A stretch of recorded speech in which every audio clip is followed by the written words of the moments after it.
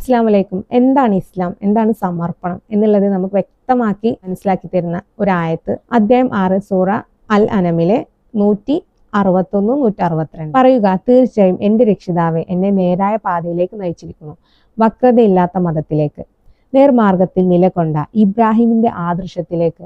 അദ്ദേഹം ബഹുദൈവാദികളിൽ പെട്ടവനായിരുന്നില്ല. പറയുക, തീർച്ചയായും എൻ്റെ പ്രാർത്ഥനയും എൻ്റെ ആരാധനാ കർമ്മങ്ങളും എൻ്റെ ജീവിതവും എൻ്റെ മരണവും ലോകരക്ഷിതാവായ അള്ളാഹുവിനുള്ളതാകും. ഇപ്പം എല്ലാം നമ്മൾ സൃഷ്ടാവിലേക്ക് സമർപ്പിക്കാൻ നമ്മളെ ജീവിത രീതിയാണ്, അല്ലെങ്കിൽ നമ്മളെ ജീവിതമാണ്, നമ്മളെ ജീവനെ നിയന്ത്രിക്കുന്നതുമായി ബന്ധപ്പെട്ട കാര്യങ്ങളാണ്.